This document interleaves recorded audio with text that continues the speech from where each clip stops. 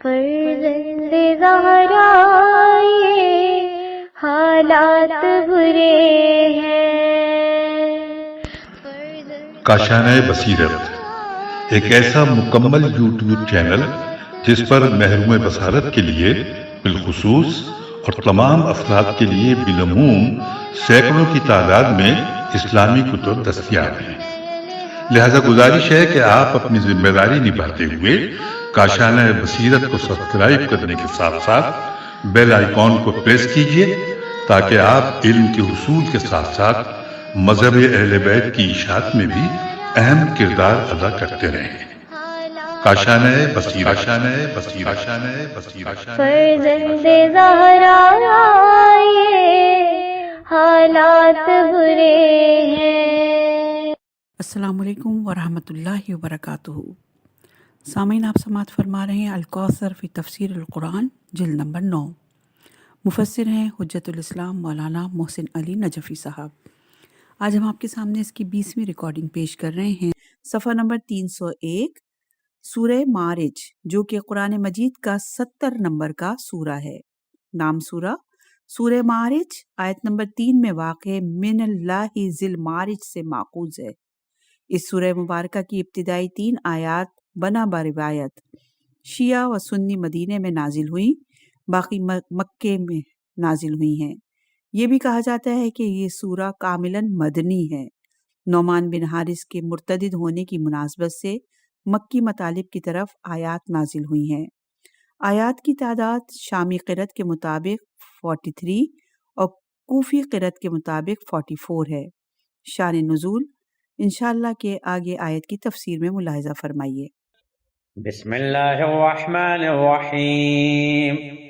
سأل سائل بعذاب واقع للكافرین لیس له دافع من اللہ ذی المعارج تعرج الملائکة والروح الیہ فی یوم کان مقدارہ 50,000 سنہ۔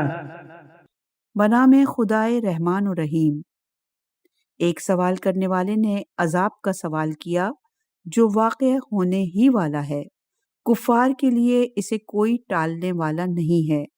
عروج کے مالک اللہ کی طرف سے ہے، ملائکہ اور روح اس کی طرف اوپر چڑھتے ہیں ایک ایسے دن میں جس کی مقدار 50,000 سال ہے۔ تفسیر آیت نمبر 1۔ اس عذاب کا مطالبہ کرنے والا کون تھا؟ ایک روایت کے مطابق یہ مطالبہ کرنے والے نضر بن حارث تھے۔ دوسری روایت کے مطابق یہ مطالبہ کرنے والا حارث نعمان الفہری۔ شیعہ سنی مصادر میں آیا ہے، جب حارث بن نعمان کو علم ہوا کہ غدیر میں رسول اللہ صلی اللہ علیہ وآلہ وسلم نے حضرت علی علیہ السلام کی ولایت کے بارے میں فرمایا ہے کہ من کنت مولا فہذا علی مولا، تو حارث رسول اللہ کی خدمت میں آیا اور اپنی سواری کو الا بتا کی جگہ پر ٹھہرایا اور کہا، یا محمد، آپ نے کہا کہ ہم یہ گواہی دیں کہ اللہ کے سوا کوئی معبود نہیں اور آپ اللہ کے رسول ہیں۔ ہم نے گواہی دی یہ کہ دن میں 5 مرتبہ نماز پڑھیں، ہم نے پڑھی۔ اپنے اموال میں سے زکوٰۃ نکالیں، ہم نے قبول کیا۔ ہر سال رمضان میں روزہ رکھیں، ہم نے مان لیا، اور حج کریں، ہم نے قبول کیا۔ پھر بھی آپ ان سب پر راضی نہ ہوئے اور اپنے چچا کے بیٹے کو ہم پر فضیلت دی ہے۔ کیا یہ آپ کی طرف سے ہے یا اللہ کی طرف سے؟ رسول اللہ صلی اللہ علیہ وآلہ وسلم نے فرمایا، قسم ہے اس ذات کی جس کے سوا کوئی معبود نہیں، یہ بات اللہ ہی کی طرف سے ہے۔ یہ سن کر حارث یہ کہتے ہوئے پلٹا، اے اللہ، اگر جو کچھ محمد کہتا ہے حق پر ہے تو ہم پر آسمان سے پتھر گرا اور دردناک عذاب نازل کر دے۔ پھر قسم بخدا وہ اپنی اونٹنی تک پہنچنے نہ پایا تھا کہ اس کے سر پر اللہ نے ایک پتھر گرایا جو اس کے دماغ پر لگا اور نیچے سے نکل گیا اور وہ مر گیا۔ اس موقع پر یہ آیت نازل ہوئی۔ روایت کے یہ الفاظ الجامع الحکم القرآن قرطبی کے ہیں، جن کا ذکر اس آیت کے ذیل میں ہے۔ یہ روایت اہل سنت کے اہم مصادر میں متعدد اصحاب سے منقول ہے۔ تفصیل کے لیے الغدیر جلد اول صفحہ نمبر 239، 266 اور شواہد تنزیل کی آیت رجوع فرمائیں۔ الغدیر میں اس روایت پر وارد کیے جانے والے اعتراضات کے مفصل جوابات دیے گئے ہیں۔ ان کا خلاصہ ہم یہاں ذکر کرتے ہیں۔ پہلا اعتراض، غدیر کا واقعہ رسول اللہ صلی اللہ علیہ وآلہ وسلم کے حجۃ الوداع سے واپسی کے موقع پر پیش آیا ہے، جبکہ اس روایت میں آیا ہے کہ حارث الابتا جگہ پر آیا اور الابتا مکہ میں ہے۔ جواب، اول تو یہ کہ سیرت حلبی وغیرہ کی روایت کے مطابق یہ مطالبہ کرنے والا مسجد میں آیا تھا۔ ثانیاً الابتا کا مطلب ہے کنکرے والا نالا، لہٰذا ہر ایسی جگہ کو الابتا یا البتہ کہتے ہیں۔ چنانچہ صحیح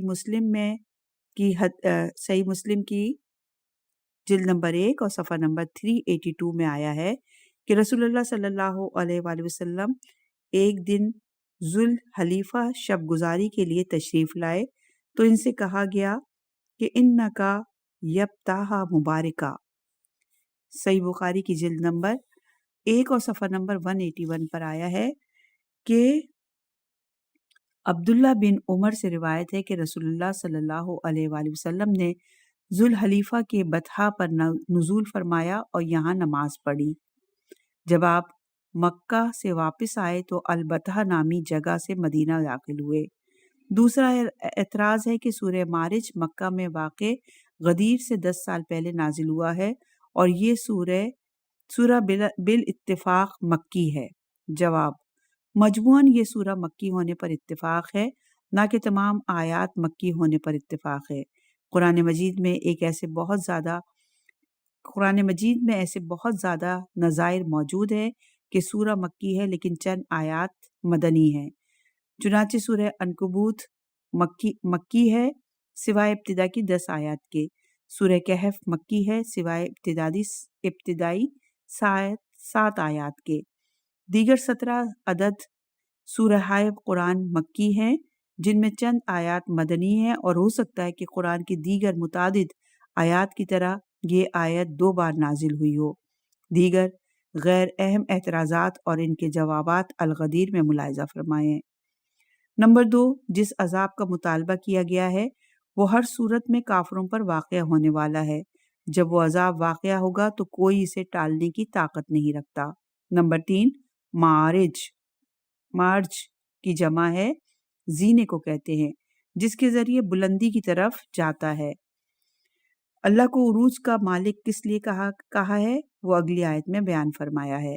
نمبر 4، فرشتے اور خاص کر روح الامین یعنی جبرائیل اللہ کی طرف عروج کرتے ہیں۔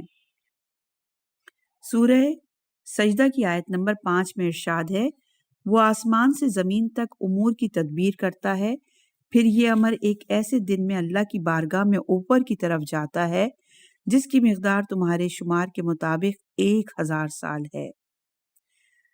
امام جعفر صادق علیہ السلام سے ایک حدیث منقول ہے، آگاہ رہو تمہارا محاسبہ ہونے سے پہلے تم خود اپنا محاسبہ کرو۔ قیامت کے دن 50 مراحل ہوں گے، ہر مرحلہ 1000 سال کے برابر ہوگا۔ پھر اس آیت کی تلاوت فرمائی، اور یہ حدیث موجود ہے مستدرک الوسائل کی جلد نمبر 12 اور صفحہ نمبر 155 پہ۔ دوسری روایت میں ہے کہ قیامت کے دن 50 مراحل ہوں گے، ہر مرحلہ 1000 سال کا ہوگا، مگر مومنین کے لیے تو ظہر اور عصر کے برابر وقت لگے گا۔ اور یہ روایت موجود ہے زیادت التفاسیر کی جلد نمبر 7 اور صفحہ نمبر 179 میں۔ ابو سعید حضری راوی ہے کہ کسی نے کہا، یا رسول اللہ، قیامت کا دن کتنا طویل ہے؟ آپ صلی اللہ علیہ وآلہ وسلم نے فرمایا کہ قسم ہے اس ذات کی جس کے قبضے میں محمد کی جان ہے، وہ دن مومن کے لیے اتنا ہلکا رہے گا جس طرح دنیا میں ایک واجب نماز ادا کرنا۔ نمبر 5، اللہ کی طرف اللہ کسی سمت میں نہیں ہے، بلکہ مراد یہ ہے کہ اس مقام کی طرف جس کا تعین اللہ تعالیٰ نے فرمایا ہے، جس طرح حضرت ابراہیم علیہ السلام نے فرمایا، اور یہ ہے سورہ صافات کی آیت نمبر 99۔ میں اپنے رب کی طرف جا رہا ہوں، یعنی اس مقام کی طرف جس کا اللہ تعالیٰ نے تعین فرمایا ہے۔ نمبر 6، ایک ایسے دن میں، یہ دن بظاہر قیامت کا دن ہے، عالم آخرت کا زمان اور مکان دنیا کے زمان اور مکان سے مختلف ہوگا، چنانچہ غیر مومن کے لیے قیامت کا حساب زمان اور مدت اور شدت اور کیفیت ہر اعتبار سے سخت ہوگا۔ فاصبر صبرا جمیلا، پس آپ صبر کریں بہترین صبر۔ تفسیر آیت، لہٰذا لوگوں کے اس طعنے پر اور سوال عذاب پر صبر کر، چونکہ یہ سوال طنز اور استہزاء کے طور پر تھا۔ دوران صبر پریشانی اور شکوہ نہ ہونے سے صبر جمیل ہوتا ہے۔ انہم یرونہ بعیدا ونراہ قریبا، یہ لوگ یقیناً اس عذاب کو دور خیال کرتے ہیں اور ہم اسے قریب دیکھ رہے ہیں۔ تفسیر آیت نمبر 1، آپ صبر جمیل کریں، ان پر قیامت یا عذاب آنے ہی والا ہے جسے وہ بعید یعنی بعید از امکان سمجھتے ہیں، چونکہ وہ قیامت کے قائل ہی نہ تھے کہ بعید زمانی سمجھیں۔ نمبر 2، جبکہ ہم قیامت کو مکانن اور زمانن قریب سمجھتے ہیں، چونکہ کل ما ہوا آبی قریب، ہر آنے والا قریب ہی ہوتا ہے۔ پھر کافر جب مر جاتا ہے، اس کی قیامت قبر سے ہی شروع ہو جاتی ہے۔ یوم تکون السماء کالمہل وتکون الجبال کالعہن، اس دن آسمان پگھلی ہوئی دھات کی مانند ہو جائے گا اور پہاڑ رنگین اون کی طرح ہو جائیں گے۔ تفسیر آیت، قیامت کے معنی یہی ہیں کہ آسمان و زمین میں درگونی ہوگی، موجودہ نظام درہم بھرم ہو جائے گا اور موجودہ کائنات کا خاتمہ ہوگا، نئی کائنات کی تعمیر ہوگی۔ ولا يسأل حمیم حمیما یبصرونہم یود المجرم لو یفتدی من عذاب یومئذ ببنیہ وصاحبته وأخیہ وفصیلته التي تؤویہ ومن فی الارض جميعا ثم ينجیہ، اور کوئی دوست کسی دوست کو نہیں پوچھے گا، حالانکہ وہ انہیں دکھائے جائیں گے۔ مجرم چاہے گا کہ اس دن کے عذاب سے بچنے کے لیے اپنے بیٹوں کو فدیہ میں دے دے، اور اپنی زوجہ اور اپنے بھائی کو بھی، اور اپنے اس خاندان کو جیسے پناہ دیتا تھا، اور روئے زمین پر بسنے والے سب کو، تاکہ پھر اپنے آپ کو نجات دلائے۔ تفسیر آیت، وہ خاندان جس میں یہ پیدا ہوا ہے۔ نمبر 1، قیامت کے دن کی ہولناک صورتحال میں ہر شخص کو اپنی ذات کی فکر ہوگی۔ سورہ عبس کی آیت نمبر 37 میں ارشاد ہوتا ہے، ان میں سے ہر شخص کو اس روز ایسا کام درپیش ہوگا جو اسے مشغول کر دے، یعنی ہر شخص اپنی ابدی زندگی کا فیصلہ سننے کے لیے بےتاب اور پریشان حال ہوگا، کسی اور کی فکر کرنے کے لیے وہ سوچ بھی نہیں سکے گا، خواہ وہ اس کا جگری دوست ہی کیوں نہ ہو، بلکہ اس دن دوستی دشمنی میں بدل جائے گی۔ سورہ زخرف کی آیت نمبر 67 میں ارشاد ہوتا ہے، اس دن دوست بھی ایک دوسرے کے دشمن ہو جائیں گے سوائے پرہیزگاروں کے۔ نمبر 2، حالانکہ وہ انہیں دکھائے جائیں گے، قیامت کے دن ان تمام لوگوں کا سامنا کرنا پڑے گا جن سے دنیا میں تعلق رہا ہے، وہ ایک دوسرے سے نظریں نہیں چرا سکیں گے، البتہ ایک دوسرے سے بھاگنے کی کوشش کریں گے۔ نمبر 3، مجرم چاہے گا اس دن کے عذاب سے بچنے کے لیے ہر چیز قربان کر دے۔ نمبر 4، اپنے بیٹوں کو فدیہ میں دے کر خود کو بچانا چاہے گا، وہ بیٹے جن کے لیے وہ دنیا میں اپنی ہر چیز قربان کرتا رہا، حتیٰ اپنی آخرت کو بھی قربان کر دیا، آج وہ انہی بیٹوں کو اپنی جگہ جہنم میں ڈال کر خود کو بچانا چاہے گا۔ نمبر 5، جب وہ اپنی اولاد کو جہنم میں جھونک کر اپنے آپ کو بچانا چاہے گا تو زوجات، بھائی اور خاندان کے دیگر افراد سب کے بارے میں یہی چاہے گا کہ یہ سب جہنم میں جائیں، بلکہ تمام اہل ارض جہنم میں جائیں مگر خود بچ جائے۔ وہ ایسا کرنا چاہے گا لیکن ایسا کرنا ممکن نہیں ہوگا۔ كلا إنها لظى نزاعة للشوى تدعو من أدبر وتولى وجمع فأوعى۔ ایسا ہرگز نہ ہوگا کیونکہ وہ تو بھڑکتی ہوئی آگ ہے جو منہ اور سر کی کھال ادھیڑنے والی ہے۔ یہ آتش ہر پیٹھ پھیرنے والے اور منہ موڑنے والے کو پکارے گی، اور اسے بھی جس نے مال جمع کیا اور بند رکھا۔ تشریح کلمات: لظا خالص شعلے کو کہتے ہیں۔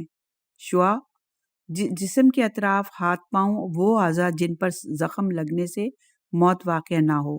تفسیر آیات: نمبر 1، جہنمی کی ان تمام آرزوؤں کا یہ جواب سننے کو ملے گا، کلا ہرگز نہیں، آج تیری جگہ تیرے بیٹے قربانی میں لیے جا سکتے ہیں، نہ اور کوئی، بلکہ یہ ایک بھڑکتی ہوئی آگ ہے۔ یہ آگ خود تیرے لیے ہے، یہ تجھی ہی کو جلائے گی۔ نمبر 2، آگ کے یہ شعلے تیرے جسم کے اطراف کو جلا کر کھال ادھیڑنے والی آگ ہے۔ یہ آگ خود تیرے لیے ہے، یہ تجھی کو جلائے گی۔ بعض مفسرین کے مطابق آگ جہنمی کے دماغ جلا کر آگ دشمنی کے دماغ جلا دے گی، پھر فوراً دوبارہ دماغ بن جائے گا۔ دماغ کو براہ راست جلانا بہت زیادہ اذیتناک ہے۔ نمبر 3، یہ آگ اس شخص کو اپنی طرف بلائے گی جس نے حق کو پیٹھ دکھائی اور منہ موڑا ہو۔ نمبر 4، اور مال جمع کرنے کے بعد اسے خرچ نہ کیا ہو، جہاں خرچ کرنا واجب تھا۔ وعا سے ہے کسی ظرف میں ذخیرہ کر کے رکھنے کے معنوں میں۔ إن الإنسان خلق هلوعا إذا مسه الشر جزوعا وإذا مسه الخير منوعا۔ انسان یقیناً کم حوصلہ خلق ہوا ہے، جب اسے تکلیف پہنچتی ہے تو گھبرا اٹھتا ہے، اور جب اسے آسائش حاصل ہوتی ہے تو بخل کرنے لگتا ہے۔ تشریح کلمات: حلوًا کم حوصلہ بے صبر کو کہتے ہیں جامع فاحل قل صبرا۔ تفسیر آیت: نمبر 1، جس طرح انسان کی خلقت میں خواہش پرستی، جاہ پرستی ودیت فرمائی ہے، اسی طرح بے صبری اور کم حوصلگی کا پہلو بھی انسانی سرشت میں موجود رکھا گیا ہے۔ بے حوصلہ کی تفسیر دوسری اور تیسری آیت میں آ گئی ہے۔ بے حوصلے کا مطلب یہ ہے کہ تکلیف کی صورت میں گھبرانا اور آسائش کی صورت میں بخل کرنا، یہ دو باتیں انسانی سرشت میں ودیت فرمائی گئی ہیں۔ سوال یہ پیدا ہوتا ہے کہ جب انسان کو خود اللہ نے بے صبر پیدا کیا ہے تو بے صبری کی مذمت کیوں ہے؟ جواب یہ ہے کہ انسان کو اللہ تعالیٰ نے فرشتوں کی طرح یک طرفہ مخلوق نہیں بنایا، بلکہ اسے ارتقاء کے لیے بنایا ہے، آزمائش کے لیے میدان میں اسے رکھا ہے، لہٰذا اس میں مختلف پہلو موجود ہیں، منفی اور مثبت۔ چونکہ اس سے امتحان لینا مقصود ہے، منفی رجحانات نہ ہوں تو امتحان نہیں لیا جا سکتا۔ پھر منفی اور مثبت پہلوؤں کو اس حد تک بھی نہیں رکھا کہ انسان کی خود مختاری متاثر ہو اور اس منفی اور مثبت پر مجبور ہو جائے، بلکہ یہ دونوں رجحان کی حد تک رکھے ہیں، جبر کی حد تک نہیں۔ دوسرے یہ کہ منفی ہمیشہ منفی نہیں ہے، اعتدال کی حد سے تجاوز کرنے کی صورت میں منفی ہے، ورنہ ایک جگہ خواہش اور آسائش مثبت اور مقبول ہیں، بلکہ بقائے انسان کے لیے اس کا وجود ضروری ہے۔ پھر اس مکلف اور ارتقاء پذیر اور امتحان اور آزمائش کے امتحان میں موجود انسان میں اگر بے صبری کا مایہ نہ ہوتا اور پریشان حال ہونے کی گنجائش نہ ہوتی اور بخل کا مادہ سرے سے نہ ہوتا تو صبر اور سخاوت کا کوئی فضیلت نہ ہوتی۔ سورہ حشر کی آیت نمبر 9 میں ارشاد ہے، اور جو لوگ اپنے نفس کے بخل سے بچا لیے گئے ہیں بس وہی کامیاب لوگ ہیں۔ اسی سلسلے میں انسان میں مال کی محبت بھی رکھی گئی ہے۔ سورہ فجر کی آیت نمبر 20 میں ارشاد ہے، اور مال کے ساتھ جی بھر کر محبت کرتے ہو۔ لہٰذا اس انسان میں بے صبری اور کم حوصلے کا پہلو بھی رکھا گیا ہے، جس طرح بخل اور حب مال کا جذبہ رکھا گیا ہے۔ نمبر 2، اسی ودیت شدہ خصلت کے تحت انسان کو جب تکلیف پہنچتی ہے تو تکلیف کا احساس ضرور ہوتا ہے، ورنہ بے حس پتھر کی طرح ہوتا۔ تکلیف کے احساس کی صورت میں دو باتیں انسان میں ودیت ہیں، بے صبری دکھانا یا صبر اور حوصلہ رکھنا۔ ان دونوں کے درمیان اس انسان کو کھڑا کر دیا گیا ہے، چنانچہ جز صبر کے مقابلے میں ہے۔ اہل جہنم کہیں گے، آیت نمبر سورہ ابراہیم کی آیت نمبر 21 میں، ہمارے لیے یکساں ہے کہ ہم فریاد کریں یا صبر کریں۔ اس صورت میں کھوکھلا انسان بے صبری دکھاتا ہے اور پریشان حال ہو کر فکری اعتدال کھو بیٹھتا ہے۔ نمبر 3، الخیر سے مراد آسائش بھی ہو سکتی ہے اور مال بھی۔ قرآن میں متعدد مقامات پر مال کو خیر کہا ہے۔ سورہ عادیات کی آیت نمبر 8 میں، اور وہ مال کی محبت میں سخت ہے، اور وہ مال کی محبت میں سخت ہے۔ آگے فرمایا سورہ فجر کی آیت نمبر 20 میں، اور مال کے ساتھ جی بھر کر محبت کرتے ہو۔ اس طرح انسان کی سب سے بڑی کمزوری مال کی محبت ہے، اس لیے انسان کنجوس واقع ہوا ہے، مالی واجبات کی ادائیگی میں کوتاہی کرتا ہے۔ یہ اس انسان کی بات ہے جو اندر سے کھوکھلا انسانی قدروں کا مالک نہیں ہے، لیکن اگر وہ انسان اعلیٰ قدروں کا مالک ہے تو نہ تکلیف میں پریشان حال ہوگا نہ بخل کرے گا۔ اگلی چند آیات میں ان اقدار کا ذکر ہے جن کا مالک ہونے کی صورت میں انسان چٹان کی طرح مضبوط ہو جاتا ہے۔ إلا المصلين الذين هم على صلاتهم دائمون، سوائے نماز گزاروں کے جو اپنی نماز کی ہمیشہ پابندی کرتے ہیں۔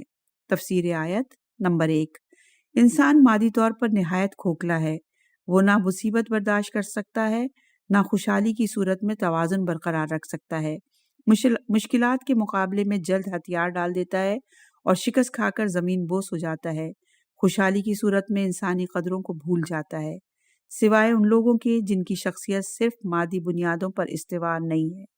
ان میں سر فہرست نمازی لوگ ہیں۔ نماز شخصیت ساز ہے، جس کی شخصیت کی بنیاد اللہ کی عبودیت پر استوار ہو وہ چٹان سے زیادہ مضبوط ثابت ہوتا ہے۔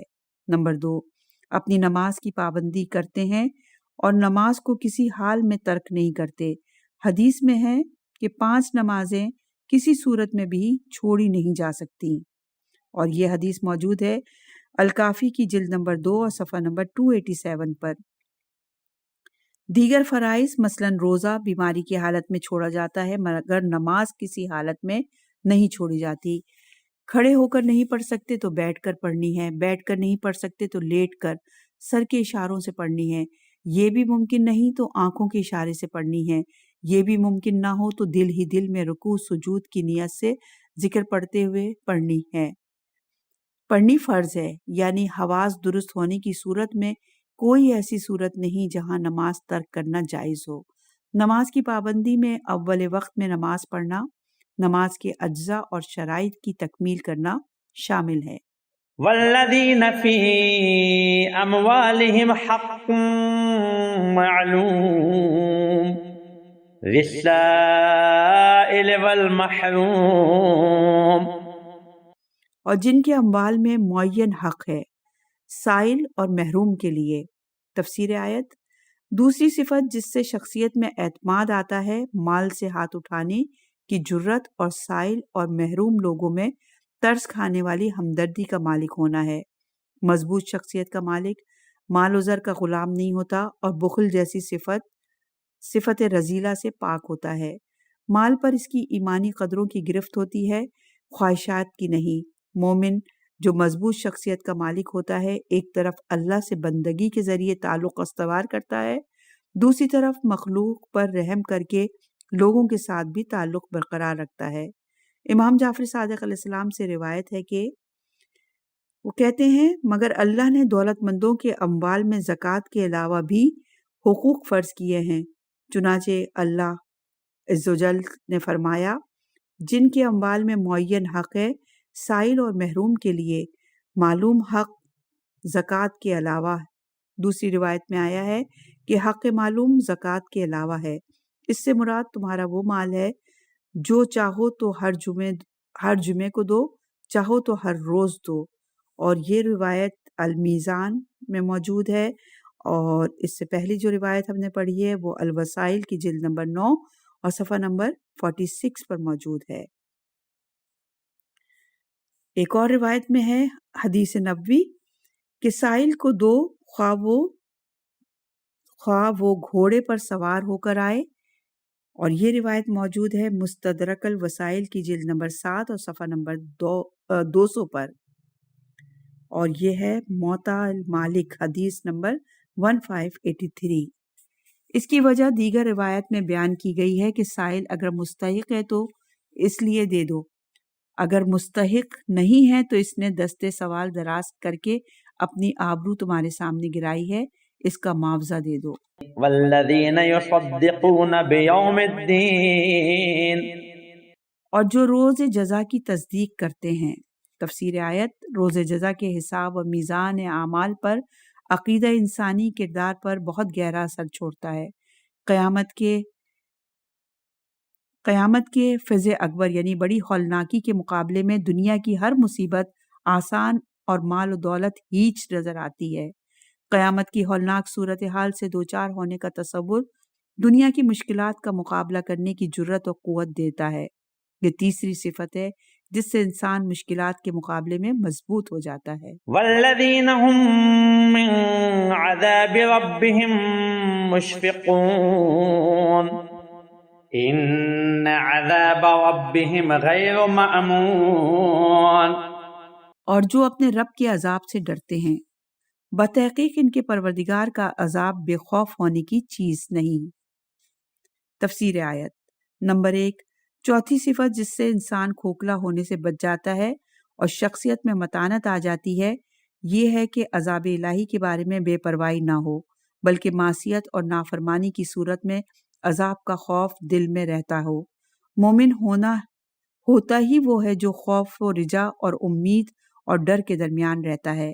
مروی ہے حضرت علی علیہ السلام اپنے فرزند کو نصیحت فرماتے ہوئے فرماتے ہیں کہ بیٹے، اگر تو تمام زمین والوں کی نیکیاں بجا لائے تو بھی اللہ کا خوف کر اور تجھ سے قبول نہ کی ہوں، اور اگر تو نے تمام زمین والوں کے گناہوں کا ارتکاب کیا ہے تو بھی اللہ سے امید رکھ کہ اللہ نے معاف کیا ہو۔ اور یہ بہار کی جلد نمبر 67 اور صفحہ نمبر 394 پر حدیث موجود ہے۔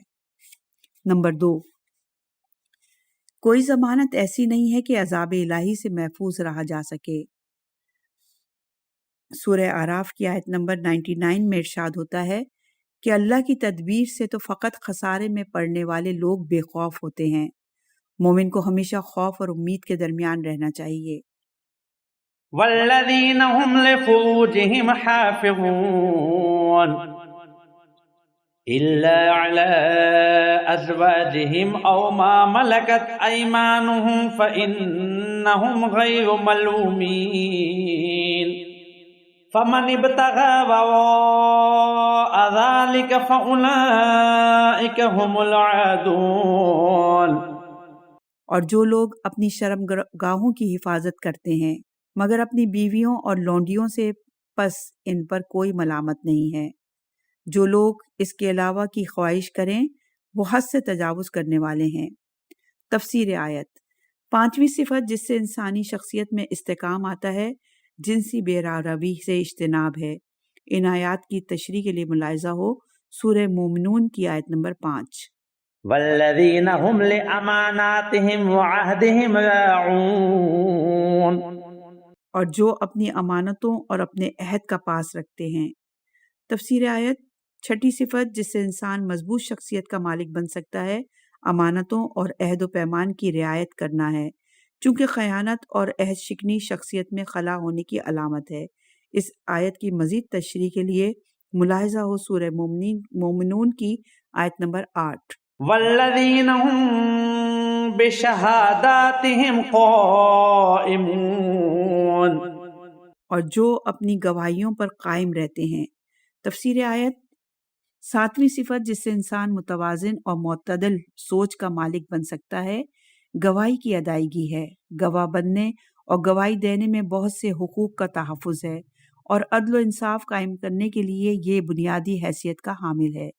اس لیے جھوٹی گواہی دینا اسلامی عدل اجتماعی کے قانون میں بہت بڑا جرم ہے، لہٰذا اس اجتماعی مسئولیت کا احساس رکھنے والا شخص کھوکھلا نہیں ہوتا۔ والذین هم علی صلاتهم یحافظون، اور جو اپنی نمازوں کی حفاظت کرتے ہیں۔ تفسیر آیت، 8ویں صفت جس سے انسان کی شخصیت میں استقامت آ جاتی ہے اور اضطراب اور تذبذب کا شکار نہیں ہوتا، نماز کی حفاظت ہے۔ نماز کی حفاظت کا مطلب یہ ہے کہ نماز کی شکل و صورت میں خلل نہیں آنے دیتے اور ہر عمل اپنی جگہ درست انجام دیتے ہیں، اجزاء اور شرائط میں کمی نہیں آنے دیتے اور اذکار اور قرات صحیح ادا کرتے ہیں، رکوع اور سجود اطمینان سے بجا لاتے ہیں۔ راقب نے بہت سے نماز گزاروں کو دیکھا ہے کہ وہ رکوع اور سجدے میں اتنی دیر بھی نہیں رہتے جس میں صرف سبحان کا لفظ ادا ہو سکے، جبکہ سبحان ربی العظیم و بحمدہ اور سبحان ربی الاعلی و بحمدہ پورا ذکر رکوع اور سجدے میں پڑھنا واجب ہے، ورنہ نماز باطل ہے۔ حدیث میں آیا ہے کہ جب تم سجدہ کرو تو اپنی پیشانی زمین پر ٹیک دو اور مرغے کی طرح ٹھونکے نہ مارو، اور یہ حدیث موجود ہے الوسائل جلد نمبر 5 صفحہ نمبر 472 پر۔ حضرت علی علیہ السلام نے ایک شخص کو دیکھا سجدے میں مرغے کی طرح ٹھونکے مار رہا تھا۔ اس سے پوچھا کب سے اس قسم کی نماز پڑھ رہے ہو؟ اس نے کہا مدت سے۔ آپ نے فرمایا اللہ کے ہاں تمہاری نماز کوے کی طرح ہے، جب وہ ٹھونکے مارے اگر تو مر جائے تو ابو القاسم محمد کے دین اسلام پر نہیں مرے گا۔ پھر فرمایا لوگوں میں سب سے بڑا چور وہ ہے جو نماز کی چوری کرتا ہے، اور یہ حدیث بھی الوسائل کی جلد نمبر 4 اور صفحہ نمبر 36 پر موجود ہے۔ قابل توجہ یہ ہے کہ ایک پروقار اور بلند سیرت اور کردار کا مالک بننے کے لیے جن صفات حمیدہ کا مالک بننا چاہیے، ان اوصاف کو نماز کے حصار میں بیان کیا گیا ہے۔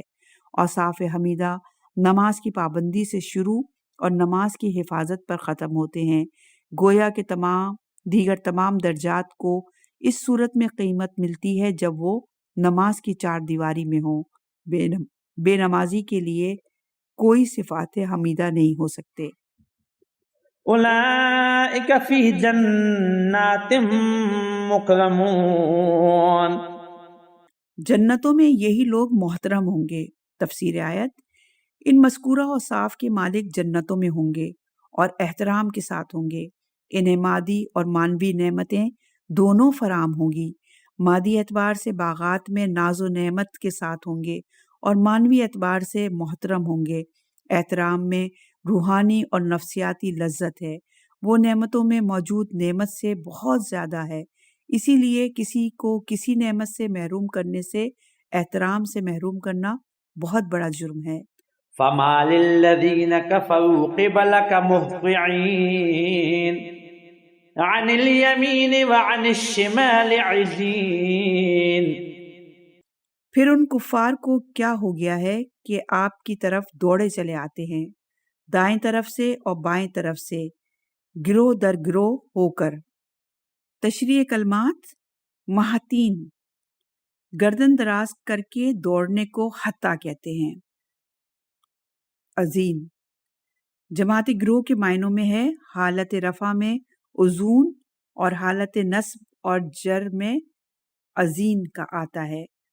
تفسیر آیت، روایت ہے کہ جب رسول اللہ صلی اللہ علیہ وآلہ وسلم خانہ کعبہ کے پاس نماز پڑھتے اور قرآن کی تلاوت فرماتے تھے تو مشرکین ٹولیوں میں آپ کے گرد جمع ہو جاتے اور رسول اللہ صلی اللہ علیہ وآلہ وسلم کی باتوں کا مذاق اڑاتے اور کہتے تھے جو محمد کہتا ہے اگر وہ برحق ہے تو ہم جنت میں ان مسلمانوں سے پہلے داخل ہو جائیں گے۔ اس پر یہ آیت نازل ہوئی۔ نمبر 2، ان کافروں کو کیا ہوا ہے؟ حواس باختہ ہو گئے اور بیوقوفانہ حرکتیں کرنا شروع کر دی ہیں۔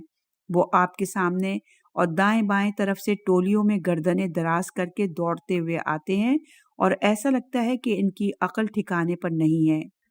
أَيَطْمَعُ كُلُّ امْرِئٍ مِّنْهُمْ أَن يُدْخَلَ جَنَّةَ نَعِيمٍ كَلَّا إِنَّا خَلَقْنَاهُم مِّمَّا يَعْلَمُونَ۔ کیا ان میں سے ہر شخص یہ آرزو رکھتا ہے کہ اسے نعمت بھری جنت میں داخل کیا جائے؟ ہرگز نہیں، ہم نے انہیں اس چیز سے پیدا کیا ہے جسے وہ جانتے ہیں۔ تفسیر آیت۔ اس آیت کی ایک تفسیر یہ ہے کہ کیا مشرکین جو بطور استہزاء کہتے ہیں کہ اگر قیامت ہوئی تو ہم ان مسلمانوں سے پہلے جنت میں داخل ہوں گے اور ہمارا حال وہاں بھی ان مسلمانوں سے بہتر ہوگا جیسے دنیا میں ہے، اس طرح وہ آخرت اور حیات بعد الموت کا مذاق اڑاتے ہیں۔ ان کے جواب میں فرمایا کلا، ہرگز نہیں کہ قیامت برپا نہ ہو، اور اس بات کو تو تم جانتے ہو کہ تمہیں ایک حقیر بوند سے چلتا پھرتا بولتا انسان بنایا ہے، اسی طرح ہم تمہیں دوبارہ بنا سکتے ہیں۔ دوسری تفسیر یہ ہے کہ تمہارا خیال کہ ایمان اور عمل کے بغیر جنت میں جائیں گے قانون خداوندی میں تبدیلی لانے کا ایک دعویٰ ہے۔ کلا، یہ ہرگز نہ ہوگا، جس ذات نے تمہیں ایک حقیر بوند سے بنایا ہے اس کے وضع کردہ قانون کو تم تبدیل نہیں کر سکتے۔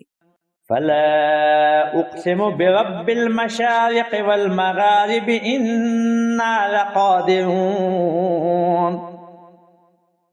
على أن نبدل خيرا منهم وما نحن بمسبوقين۔ پس میں مشرقوں اور مغربوں کے مالک کی قسم کھاتا ہوں کہ ہم قادر ہیں اس بات پر کہ ان کی جگہ ان سے بہتر لوگوں کو لے آئیں، اور ہم عاجز نہیں ہیں۔ تفسیر آیت المشرق والمغرب، مشرقوں اور مغربوں سے مراد یا تو ستاروں کے مشرقین اور مغربین ہو سکتے ہیں۔ اس صورت میں کل کائنات کی قسم ہے، چونکہ تمام اجرام سماوی حرکت میں ہیں، سب کے مشرق اور مغرب موجود ہیں، یا ہمارے نظام شمسی کے مشارق و مغارب مراد ہیں۔ یہ صرف سورج کے روزانہ کے مشرق و مغرب یعنی سال کے 360 مغرب و مشرق مراد ہیں، واللہ اعلم۔ نمبر 2، اس قسم کے بعد جس چیز کی قسم کھائی ہے وہ یہ ہے کہ ہم اس پر قدرت رکھتے ہیں کہ ان مشرکین کو نابود کر کے ان کی جگہ ان سے بہتر لوگوں کو لے آئیں۔ نمبر 3، اگرچہ مخلوق ہونے کے اعتبار سے تو یہ بھی موجودات میں شمار ہوتے ہیں، لیکن ایمان کے اعتبار سے آئندہ کی مخلوق بہتر ہوگی، جیسے کہ فرمایا سورہ فاطر کی آیت نمبر 16 میں، اگر وہ چاہیں تو تمہیں نابود کر دے اور نئی خلقت لے آئے۔ خیرہ منہم، آنے والی نسلیں زیادہ بہتر ہوں گی، سے یہ ثابت نہیں ہوتا کہ ان مشرکین میں بھی کچھ خیر ہے، جیسا کہ دوسری جگہ فرمایا ہے سورہ بقرہ کی آیت نمبر 221 میں 221 میں کہ ایک مومن غلام مشرک مرد سے بہتر ہے۔ چنانچہ اس کا مطلب یہ نہیں کہ مشرک میں بھی کچھ خیر ہے۔ اس مکی آیت میں رسول اللہ صلی اللہ علیہ وآلہ وسلم کے لیے نوید فتح ہے اور مشرکین کی نابودی کی خوشخبری ہے۔ فَذَرْهُمْ يَخُوضُوا وَيَلْعَبُوا حَتَّى يُلَاقُوا يَوْمَهُمُ الَّذِي يُوعَدُونَ۔ پس آپ انہیں بےہودگی اور کھیل میں چھوڑ دیں یہاں تک کہ وہ اس دن کا سامنا کریں جس کا ان سے وعدہ کیا جاتا ہے۔ تفسیر آیات، انہیں اپنی ضلالت پر چھوڑ دیں، انہیں راہ راست پر لانے کی کوشش ترک کر دیں۔ اللہ اور رسول صلی اللہ علیہ وآلہ وسلم کا کسی سے ہاتھ اٹھانا اور اسے اپنی حالت پر چھوڑنا سب سے بڑی سزا ہے۔ مجرم کو اپنا جرم جاری رکھنے کے لیے مہلت دینا بھی بہت بڑی سزا ہے۔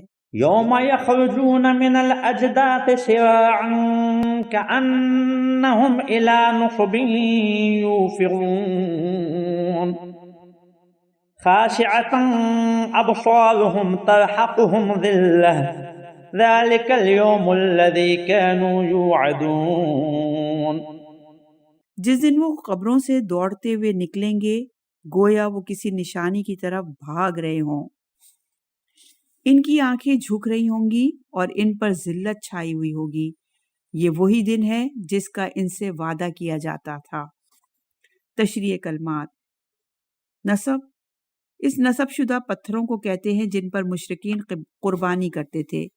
ان پتھروں کی یہ پرستش بھی کرتے تھے۔ انصاب، بت نہیں چونکہ یہ بت ترشیدہ ہوتے ہیں۔ العین میں آیا ہے کہ ان نصب حجر کانا ینصب فیابدو و تصب علیہ داما ذبح۔ سورہ مائدہ کی آیت نمبر 3 میں ہے مرداروں میں ہے جو نصب شدہ پتھروں پر ذبح کیا گیا ہو۔ ابن عباس نے نصب سے مراد نشان لی ہے۔ یوفزون، تیزی کے ساتھ دوڑتے ہوئے۔ ترحقہم، کسی معاملے نے اسے بزور و جبر و دبا لیا۔ تفسیر آیت نمبر 1، کافر لوگ قبروں سے حساب گاہ کی طرف تیزی کے ساتھ دوڑ رہے ہوں گے جس طرح چوزے انڈوں سے نکلتے ہیں، لیکن یہ حساب گاہ کی طرف دوڑنے پر مجبور ہوں گے۔ قدرت اپنی مخلوقات کو جب فطرت کی راہ پر لگا دیتی ہے تو اسے تیزی کرنا پڑتی ہے۔ اسے یہ سوچنے کا موقع نہیں ملتا کہ آگے جانا چاہیے یا نہیں جانا چاہیے۔ وہ اس طرح قبروں سے نکل کر دوڑ رہے ہوں گے جس طرح دوڑ کی مسابقت میں نشانی کی طرف دوڑ رہے ہوں۔ نمبر 2، نگاہیں جھکی ہوئی ہوں گی اور ذلت و رسوائی ان پر مسلط ہوگی۔ یہ ہولناک دن وہی دن ہوگا جس کا ان کافروں سے وعدہ کیا گیا تھا اور وہ اس دن کی تکذیب کرتے تھے۔ سورہ معارج کا اختتام ہوا۔